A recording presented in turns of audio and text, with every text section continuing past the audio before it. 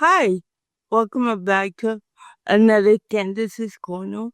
My name is Candace Cunningham. I am a person with lived experience in cerebral palsy and developmental disabilities. I live in Kansas City, Missouri. I work at the Institute for Human Development at the University of Missouri, Kansas City, which we are a university a Center on Excellence on Developmental Disabilities. I used to read and visit a world where all people can live, work, and play in their chosen environment. Candace's Corner is a part of the reset that the youth says at UNCC IHC, which is a speaker bureau's training and technical assistance centers for people with lived experience and developmental disabilities. Candace's Corner is a podcast where people with lived where people get to share their experience. So today we have Chris Flores. In today's episode, we're going to talk about dignity of waste with Chris Flores. Hi, Chris. How are you? Hi, Candace. I'm doing well. I also have a clock here, so it'll occasionally go off. I apologize for that. It it will keep me on time. Sometimes my computer also talks, Oh, cool. so because my wife is visually impaired, Oh, you yeah. know. So we'll get to learn the assistive technology too. That's right. Chris, do you want to tell the audience a little about yourself? Thank you so much. Yes, I will. Um, I uh, uh, uh, I am a PhD student at the University of Missouri St. Louis. So I'm within our system. Um, Candace, for my PhD, I'm studying specifically um, dignity of risk and thinking about how actually allowing people to take risk grows their ability to self actualize, grows their ability to become their full self, right? So I spend virtually my entire day thinking about that. I'll be done with my PhD by this time next summer, hopefully. So Nice. I'll be Dr. Worth by So then, I hope. you So, will, and so next summer I have to interview you when you're a doctor. No, and talk that, about more things. yeah, you could call me Dr. Worth. Yeah. Doctor, that's so exciting. Um, so in today's episode, Chris will be talking about the meaning of dignity of risk, the relations of dignity of risk and self-determination, and the reason why dignity of risk is so important for people with disability. So, Chris, could you tell me, well, what is self-determination? Okay, well, so self determination is the ability for someone to make uh, both um, both big and small choices on their own that direct their own life. And self determination actually came into existence as we know it, probably um, in the late '90s. It was coined by Michael Waymeyer, and Michael Waymeyer uh, he created he's a um, educational theorist and scholar and researcher, and he said that all people deserve the right to direct their own life, and um, um, he he took this concept of self determination and put lots of other things under it that help that he said, and he's been able to verify, help people become their most self-determined, most actualized person. Does that make sense? Yeah. So, Dr. Waymire, um, Michael Waymire. Michael Waymire, I don't know, sorry, Michael Waymire came up with this self-determination story, saying that it's, the actual, for people to have a determined life, to have a choice in their life. Yes. So I think it's important to understand that self-determination is in itself like it could be as small as being able to choose your own clothing or your own cereal for the morning or your own like whether you want to get up on a Saturday or right Mm-hmm. or as large as um, where do I want to live or what do I want to do in employment, and as as you and I know, um, um, you know, that's still those things are still being determined by able-bodied people Mm-hmm. for a lot of folks with developmental and intellectual disabilities Yeah. today. And I want to offer a clarification. So I think um, Waymire was even thinking about this in the late '80s. It's funny that you said that in the late 80s, he bought, self-determination was brought Yeah, up. And today in 2025, we are still having to teach, which it's, yes, it's good that we're teaching, but I feel like it should be like an automatic, you know? well, I think a lot of able-bodied people don't even know that they are self-determined, right? They and now we have concepts of like independence, Hmm. but I don't think that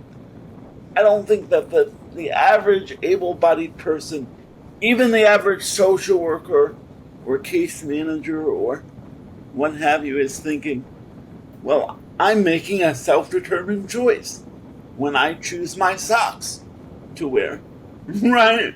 Right? Because Candace, that's a type of privilege that they have. Yeah. They don't have to think about it, right?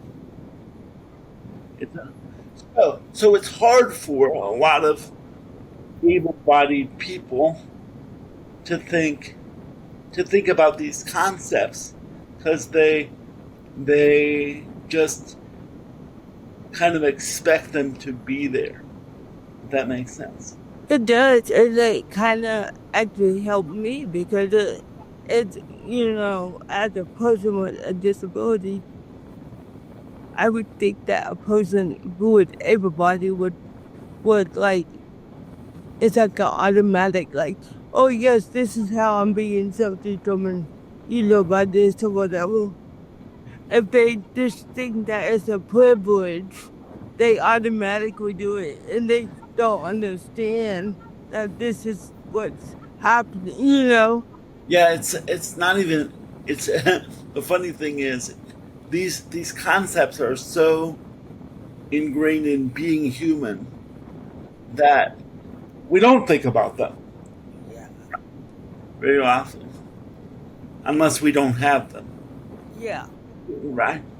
You, yeah, because it's like, uh, yeah, it's like if you, it's like living in another person's shoes That's right. in a sense. To Oh, no. understand what what values they might have. Yeah, I mean, you're not, it's not even in a Yeah. sense. You Yeah. hit the nail on the head, right? They just don't even, they don't. Now, that's not an excuse for Yeah. not doing it, right? So, We just have to breed them more, or they just have to have more awareness about it. yeah. And, and they actually have to do it, right? Yeah. So part of if it were just about awareness, that would be one thing, right?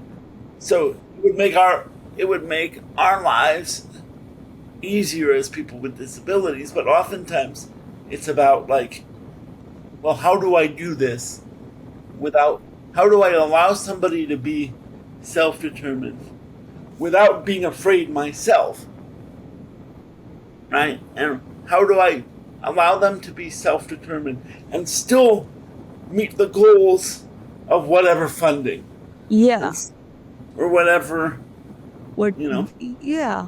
structure. Yeah. Huh. Thank you, Chris. I had never thought about it that way. So, what is reading a big thing to your list? I'm going to talk about two people here. Okay. I'm going to talk about Michael Waymeyer again. Then I'm also going to talk about a guy named Robert Persky. And so, Robert Persky in 1972,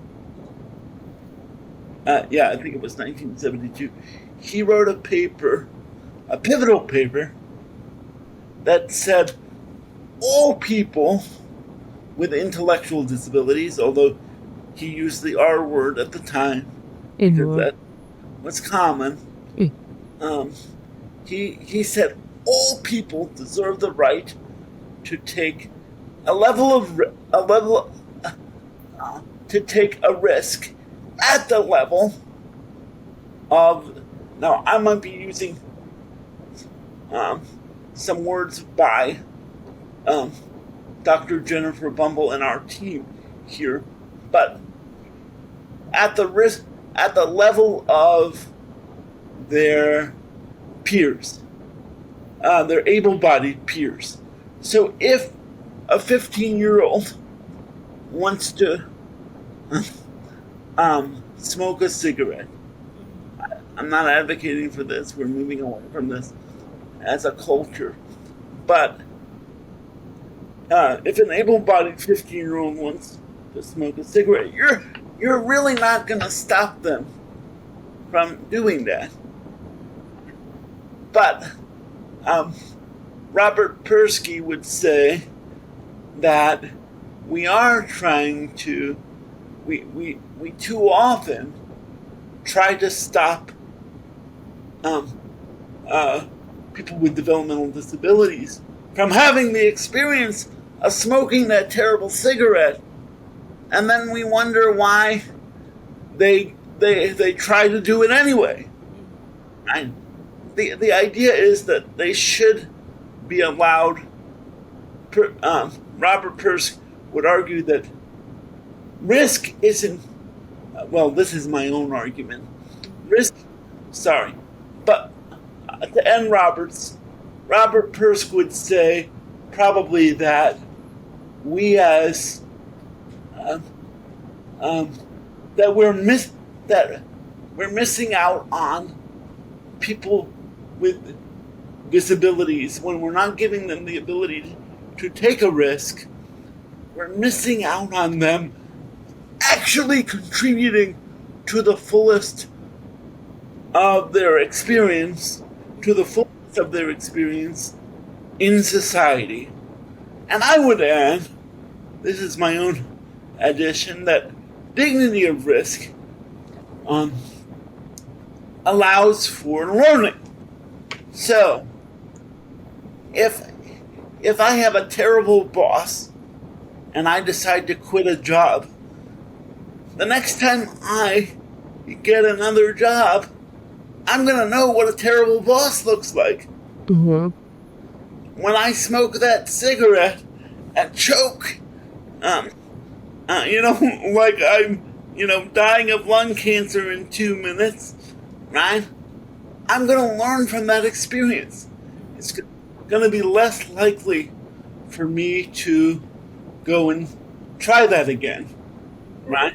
Now, that's also, Candace, that's also changing our brain. No, I'm not arguing I'm not arguing that risk somehow keeps us from having a disability. Yeah. Risk grows our brain, Mm-hmm. right? So that when we have an experience and we've learned from that experience, now that has to be very specific. Mm-hmm. And that we can talk about that in a minute. So when we learn from that experience, we're not only growing our independence or whatever, but we're growing our brain. We can think more deeply. When we're kept from taking a risk, then what are we doing? We're shrinking our brain. We're causing ourselves to be what we would call atrophy, right? And the way it fits into fits into self-determination is that when we are, I would argue, and this is going to be controversial. Mm-hmm. Get ready. I would argue that we are not really self-determined if we're not taking some level of risk in our life. And pouring a bowl of cereal is not risky, right? So we have to move, in order to be really self-determined, we have to move into some hard choice making, right? Yeah. Now, Michael Waymeyer might disagree with me, as he would argue probably that any choice is, a person making any choice makes them self-determined. So, but I would say that in order to really grow from being self-determined, we have to take deeper risks. Does that make sense? It does. And I have a follow-up question on that. Okay. So, for that deeper risk, is it age determined? Oh, I mean, yes. Yeah. Okay. I think that my cigarette example, maybe this will get me kicked off the casting, depending on No. what the bosses say. I don't want, the level of risk is always determined by the age, right? So, a 5-year-old shouldn't be smoking a cigarette. Yeah. Right? Yeah. Yeah. But I would also argue that sometimes a 5-year-old should be allowed to do things that are kind of risky to help them grow into the 15-year-old they will be. So if mom is always helicoptering a 5-year-old and making every decision for them, and that happens for our community, right? Yeah. They won't know how to take that risk, to be self-determined when they are finally 15 years old, or they might be more easily pressured to make the wrong choices, whatever those are, because mom has never given them, or that. didn't start early. Mm-hmm. Right? And it's kind of like that freedom in a way. Of, It is. It is. And that okay, you'll love this. This guy named Foucault talks about Michel Foucault. He's kind of controversial these days. He says that no one is truly free. He's a philosopher, unless okay. they are allowed to create their own story. To create their own story. And that he would go on to say, I think, Mm-hmm. it's more like stories. Not one story, but stories of self. So, Candace Mm-hmm. is not the same Candace that you were when you were 12. I mean, you have Sorry. you've had multiple experiences. Mm-hmm. You've had multiple stories of self.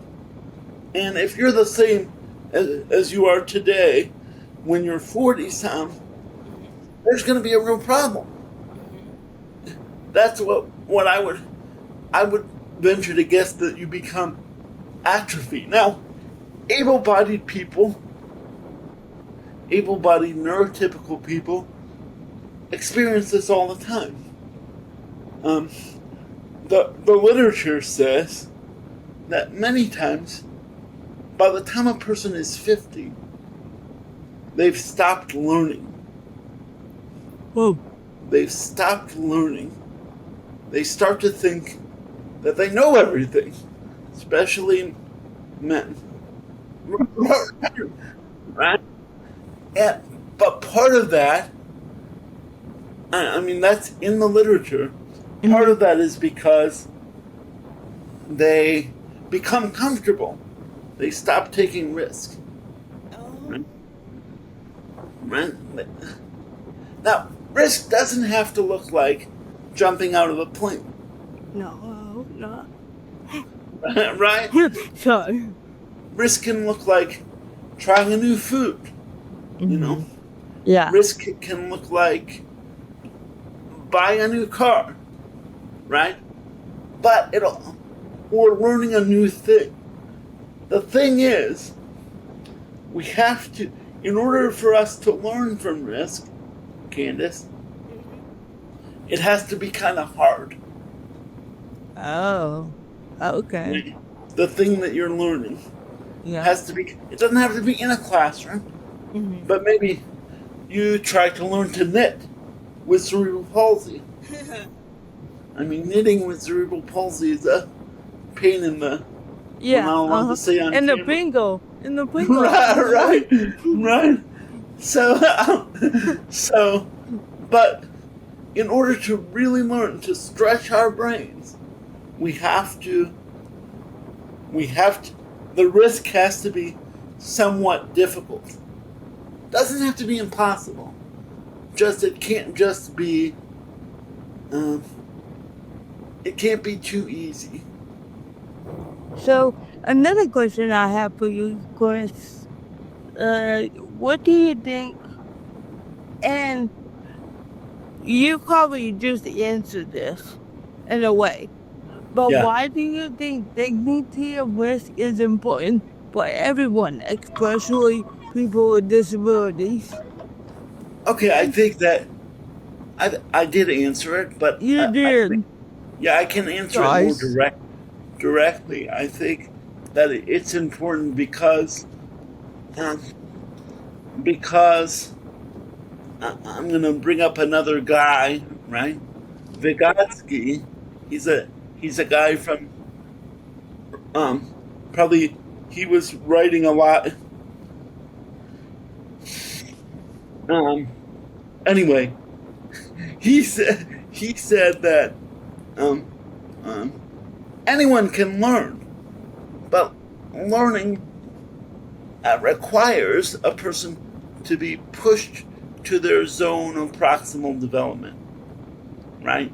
And what he meant by Candace, did you study education? A little Yeah, more like psychology and stuff like yeah. that. But he's in psychology a little bit. Okay. He touches on that. Um, he would say that we have to be pushed to our zone in order to learn, right? Which means Yeah. that we have to be a little bit uncomfortable, Mhm. right? And so, dignity at risk means that um, allows that people need to be a little bit outside of their comfort zone Yeah. in Okay. order to, in Yeah. order to learn. Mhm. Everybody needs that. Yeah. And when we are too comfortable, our world becomes too small, and we no longer. Um, of course, we can think, Yeah. but we lose that dynamo that makes us great people, and that's true for makes us thinking and great people. Um, that's true for people with disabilities and without. Now, Mhm. for people with disabilities, I think the system, whatever Yeah. that Yeah.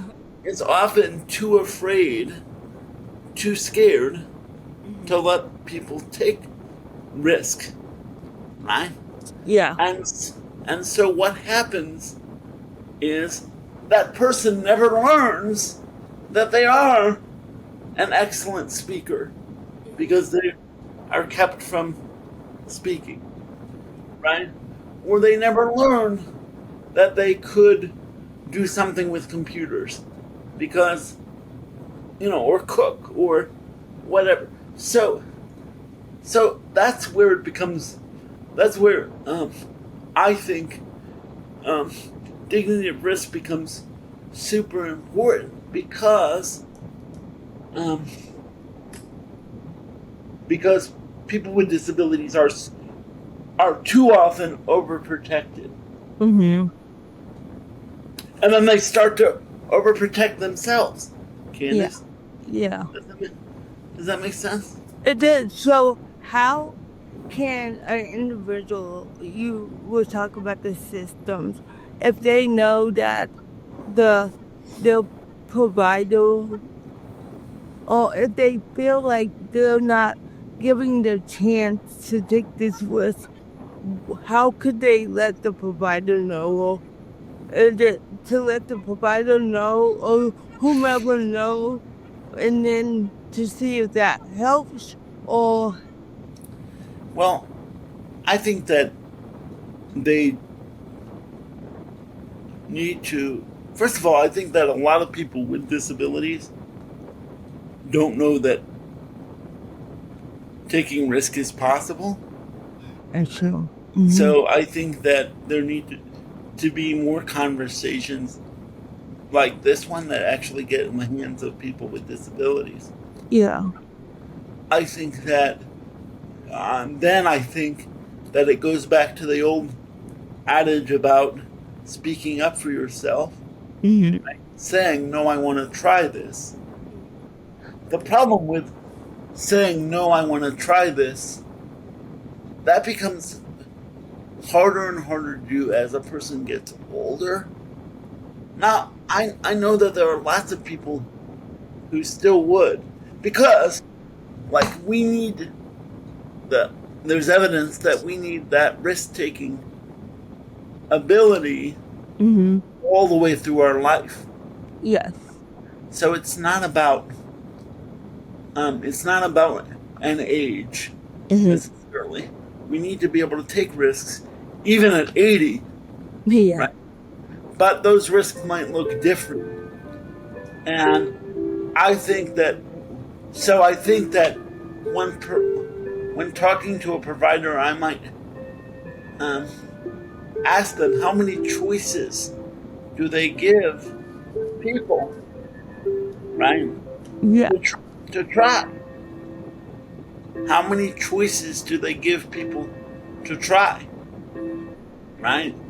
And how many of those choices have real consequence? So if, right, if Candace decides to sleep in and not call her boss for 2 weeks, Oh. right, and she just wanders into work, right, she gets fired. Yeah. Right? That's a real consequence, right? So, Yeah. how many of these choices have real consequences? Now, I think when you're starting out, it doesn't have to be as dramatic as getting fired, Yeah. right? Yeah. I hope not. Yeah. But Yeah. yeah, but making a cup of coffee for yourself, making, you know, like you could burn yourself in making a Yeah. cup of coffee, right? But let's Mm-hmm. try it. To see. Yeah. And then, And Candace, can I just say one thing? yeah.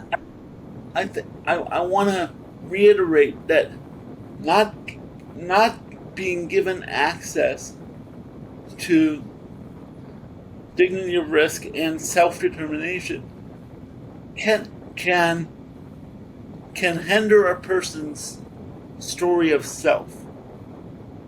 So I know as a person who's been in the community of people with disabilities all our lives, we've met people, Yeah. Candace, you and I, who still, who are older than us, Mm-hmm. still have to ask permission for everything. Yeah. Yeah. Even even if they live in the community. Mm-hmm. Yeah. That asking for permission for something is a dead giveaway to me that they Mm-hmm. don't have a full story of self. Yeah. Yeah. Yeah. Because they always rely or haven't been given the chance to explore what they can That- do and to take That's that right. risk. Yeah. Huh. The light keeps coming off, going on. Something else. Yeah, yeah. Like so I have freshmen. Yeah. I And teach a yeah. class, and I get these freshmen, and some of them come from schools where they've been in segregated spaces. Mm-hmm. Still, right? What year is Today. this? Right, 2025. Yeah. right. And these segregated spaces, they have to ask to use the bathroom all the time, right? And a lot of times when we're in school, that's what What? we do. So I spend the first part of the year telling them that they don't have to ask me to use the bathroom.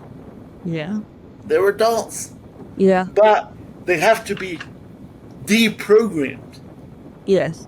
because they've been so heavily programmed. Hold on. Because we have a factory model of education, Yeah. right? Like everybody has to ask to use the bathroom, Yeah. Yeah. and B, because people with disabilities especially have to ask to use the bathroom. Yeah. So I think a lot of to go back to your original question, I would encourage that community member to find ways to introduce risk in their lives. If Mm-hmm. they don't choose their own clothes, they better be choosing their own clothes. Yeah. Right? If they Yeah. don't, right? Start there and Mm-hmm. then build up. Build up. Yeah. Don't take a risk to skydive right away. Yeah. It's like you Because, have to crawl before you walk. exactly. Crawl before you walk. And the thing is, like, I don't want anyone to ever be in danger, Yes, for sure. but Yes. I'm also not going to be the governor of all that. Yeah. Right? Yeah. The danger could look different for different people. Well, in some sense. Yeah. I gave a talk a couple, I forget where I was, but Mm-hmm. I gave a talk um, recently, and I said, for my wife, sometimes sitting in a chair can be dangerous. We just don't even think about it as danger. Like sitting down in a rolly chair Oh, could yeah. mean that you bust your butt. Mm, Right? yeah, yeah, I mean, I think about having cerebral palsy and doing that. yeah, yeah, Right? You yeah, gotta yeah, you gotta think about every movement. And yeah. I'm not saying that's fair, Mm-hmm. but what I'm saying is that's a type of risk. Yeah, it is. Huh. Yeah, But we yeah. all do it. We just need to acknowledge. Like lots of able-bodied people say, I'm risk averse. I think that's because they just don't think about how much risk they take. They Because take. Yeah, yeah, because they don't have to. yeah. It's so how so how does um this topic go relates to the disability movement? Like the so I think that like every movement that we have, whether it be the Black Power movement, the disability rights movement, the you know, um, Yeah. Martin Luther King to Malcolm X um, to Robert um, to Ed Roberts. He was one of the fathers of the disability rights movement. They all took a risk. They all it wasn't they had to take a risk, and we're in risky times. Well, always in risky times, honestly, I feel like. But I think these can be some of the best times, right? Yeah. Because we have to push ourselves beyond what's comfortable. And we see that throughout disability history. Hmm. The people who made disability history didn't make it by sitting still. Down. Yeah. I mean, sitting still mentally or Yeah. physically. Yeah. Right? They took Like a risk. there were people at DC at the Capitol who Yeah, was posted like people with disabilities who didn't want to cut with Medicaid. So they went to the Congress, like I'm not sure, but to sit down to say no to voice their opinion, that was a risk. yeah, Because yeah. yeah, yeah, And it's made throughout history, yeah. whether it's a workers' movement or Hmm.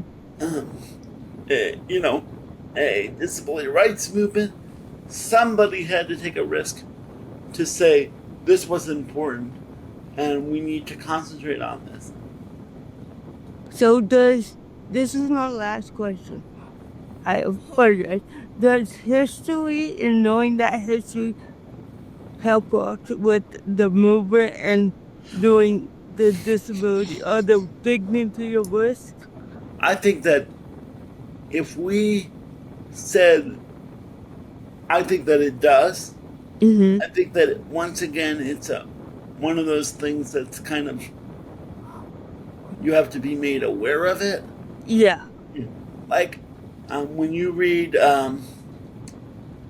you read a disability history of the United States by Mm-hmm. Kim, Yeah.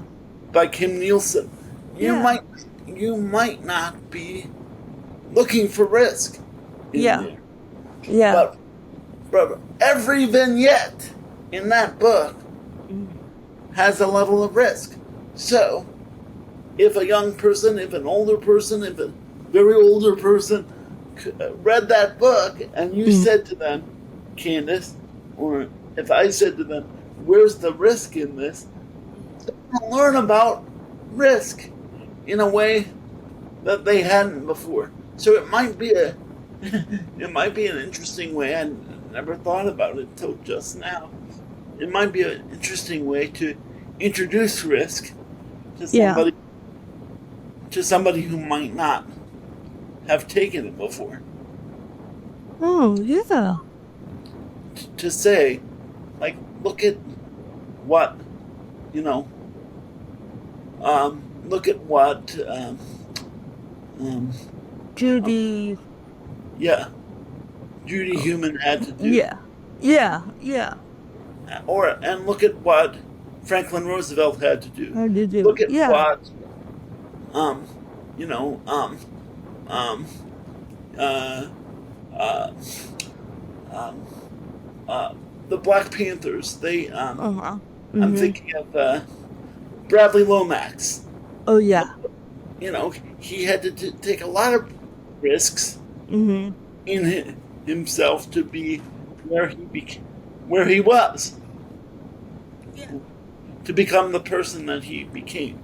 So, before we end, Yeah. I just want to reiterate that this is about like allowing people to to take risks Mm-hmm. is about allowing them to be fully self-determined. And being fully self-determined is directly connected to telling your story of self. So that when my mother-in-law always talks about when she's under the pink blanket in Mm-hmm. winter, she wants to have something to talk about, right? So when Candace reaches that end, whatever the end might be, Mm-hmm. Candace has a story of self that will live beyond her. Chris has a story of self. So, uh-huh. And we really don't think about that very often We for people with disabilities. we don't. Well, I appreciate you, Chris, for taking your time to talk about dignity, your risk, and how that can go into telling your story. Um, and next, I have to come back and interview you when you're finished with your schooling and when And you're a doctor.